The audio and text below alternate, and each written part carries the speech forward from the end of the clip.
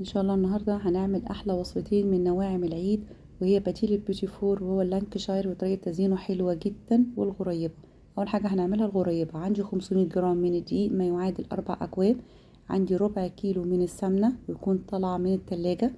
عندي 125 جرام من السكر ما يعادل كوبايه ونص، ومعلقتين كبار من اللبن البودرة ورشة الفانيليا. الطريقة الأصلية 4-2-1، يعني نص دقيق، ربع سمنة، تمن سكر. أنا هنا مزودة كوباية ونص. معلقتين اللبن البودرة والفانيليا دولت إضافية أو حاجة انت عايز تحطيها أو لا، حسب راحتك. هبدأ أضيف السمنة وتكون طالعة من التلاجة. طبعا الغريبة ما بتاخدش زبدة إطلاقا، لأن ما بتحبش فيها نسبة سوائل. هضيف السكر وأنا بس بضغط عليهم كده عشان الغبار بتاع السكر، وابدا ان انا اخفقهم كويس جدا لغايه ما تديني الهشاشه واللون الكريمي دوت.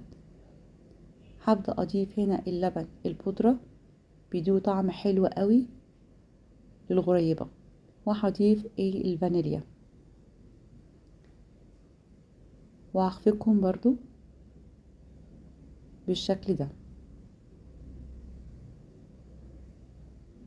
هبدا انزل بالدقيق على دفعات.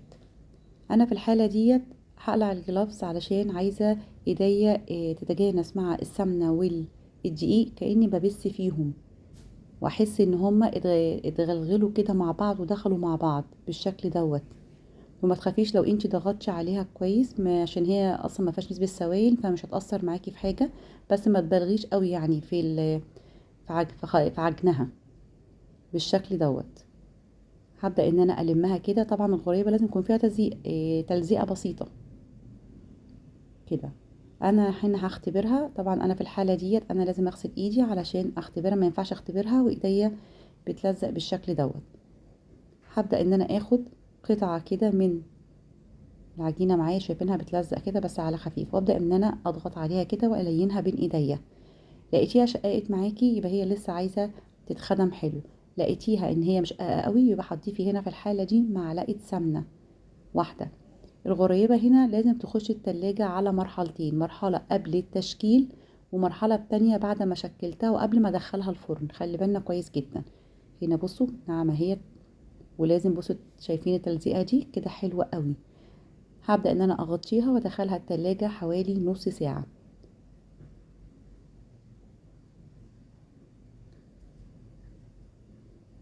بعد ما طلعت من التلاجة ابدا بقى اشكلها. عندك معلقه معياريه، عندك ميزان عشان تبقى كلها قطعه واحده. هبدا ان انا اوزنها، يعني بصي تاخد 10 جرام. دي حلوه جدا، حجمها حلو كده. ابدا ان انا الينها كده بايدي، واول ما بتطلع طبعا بتكون مفروله عشان لسه ساقعه.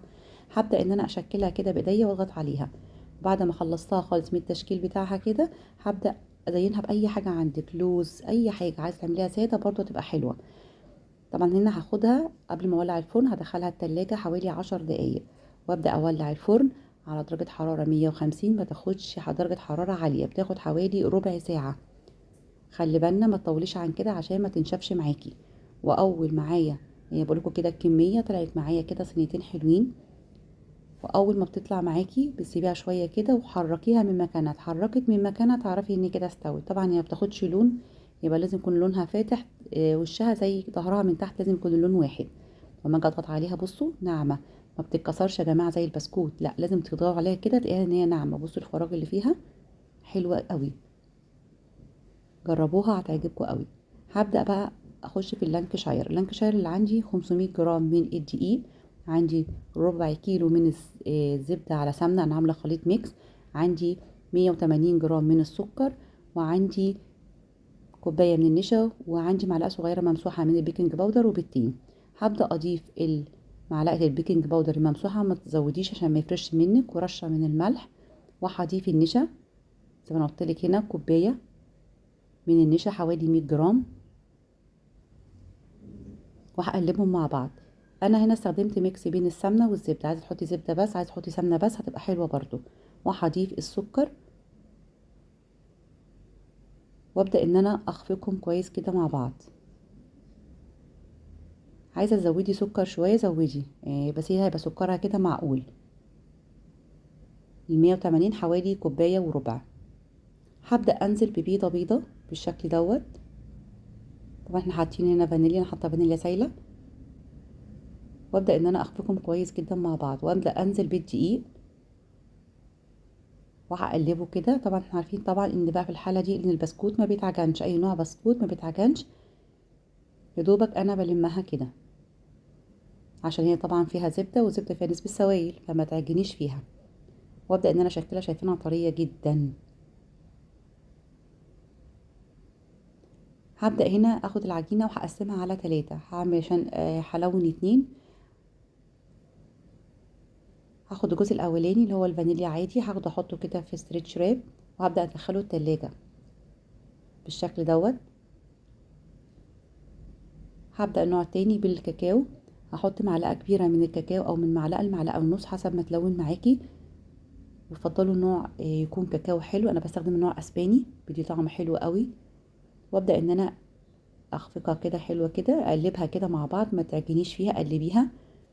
طب انا في الحاله دي حسيت ان هي ناشفه شويه، هضيفي قطعه من الزبده وحاولي ان انتي تلميها بيها كده. بصوا بقت طريه جدا، ما تحطوش اي سوائل ولا لبن ولا ميه، ما تحطوش اي حاجه ليها غير قطعه الزبده بس. وبرضو هبدا ان انا احطها كده في الاستيتش وادخلها التلاجة. طبعا بتقعد في التلاجة حوالي ساعه، البسكوت ده بيقعد في التلاجة ساعه علشان اعرف اشكله. هعمل النوع التاني هو الريد فيلفيت اللي هو اللون الاحمر. انا هحط نقطه من لون الجل قال له هنا احمر، بس هنا انا ضفت معلقه من الكاكاو لان هي ما سجلتش معايا، بس ضيفي معلقه من الكاكاو مع اللون ده هتديكي اللون الخمري الحلو اللي هو اللون الاحمر جميل جدا. بس هي اللون هنا معايا هو لونه اصلا اغمق من كده، بس الكاميرا مش موضحاه. بصوا لما اضغط عليها برضو ضيفوا قطعه من الزبده كده عليها عشان الالوان، طبعا انتوا عارفين ان معظم الالوان بتشد شويه مع العجين، وحسب برضو الالوان اللي بتستخدميها. هدخلهم التلاجة، واول ما تطلع معايا هبدا ان انا اشكلها. هشكلها في حجم البندق، ما تكتريش عن كده عشان لسه هنحط طبقتين مع بعض، ما تبقوش كبيره قوي، قطع صغيره كده بالشكل ده. بصوا انا بوريها لكم ان بصوا جميله جدا، ما تشقتش معايا ولا حاجه لان هي ارتاحت اصلا في التلاجة. لازم تريحيها كويس قوي في التلاجة. هشكلها كلها كده بالشكل ده كده، واجي اوريها لكم هتتعمل ازاي. انا خلصت كل التشكيل بالشكل ده. هدخلها على درجة حرارة 150، ما تعليش الفرن، بتاخد حوالي ربع ساعة او اقل حسب فرن كل واحدة. واول ما تطلع معايا هتلاقيها بصوا اتحركت كده لوحدها من الصاج، تعرف ان هي حلوة جدا.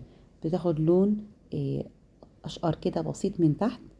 لما اضغط عليها بصوا البسكوتة ناعمة جدا، حلوة قوي قوي، وريحتها جميلة جدا. هبدأ بقى ان انا ازينها. طبعا ما شاء الله كمية النص كيلو عمل كمية حلوة جدا. عندك مربى، عندي مربى فراولة، عندي مشمش شوكولاتة، عندك سبرينكل، ان شاء الله حتى يكون عندك جوز هند برضه هيبقى حلو قوي. انا حطيت هنا مشمش، مربى فراولة، وهبدأ ازينها كده بالسبرينكل كده الوان. طبعا التزيين اللي يعجبك اعمليه، انا بديكي افكار واللي انت عايز تعمليه برضه اعمليه. بصوا حلوة قوي، اشكال حلوة جدا وهتعجب الاولاد، وخاصة ان احنا كل سنه وانتم طيبين، احنا في عيد هتدي اشكال حلوه جدا مبهجه، يعني اشكالها حلوه قوي. بصوا الشكل ده جميل جدا. هبدا بقى اعمل مثلا واحده بالمشمش كده، يعني دي عملتها بالفراوله، هبدا نعمل واحده بالمشمش. المربات اللي عندي يا جماعه تكون ما فيهاش قطع، تكون بيور يعني ما فيهاش اي قطع عشان تعرفوا تشكلوها حلو. هنزل هنا بقى في السبرينكل، هعمل واحده بالشوكولاته كده،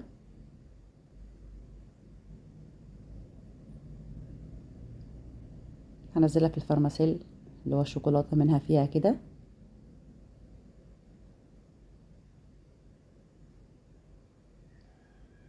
ولو في اي زيادة برضو بتعمليها عادي يعني. بصوا جميلة جدا. طب انا ما عنديش سبرينكل، ما عنديش خالص حاجات من دي، بشوية مربى وجوز الهند هوريها لكم اهيت، برضو سهلة جدا وحلوة قوي برضو. بصوا اهي،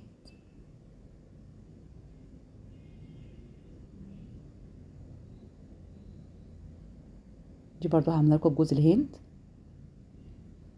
اي تزيين يعجبك، مفيش حاجة بتقف. بصوا شكلها جميل جدا، اللون الاحمر مع الجوز الهند بصوا جميلة جدا، اشكال حلوة قوي، وشكلها طبعا وتزيينها احلى 100 مرة من البيتي فور، وطعمه جميل جدا.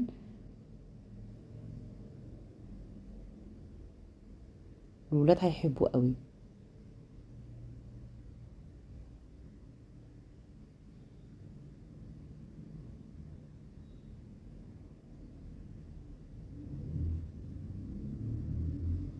هبدأ بقى اشكل الباقي.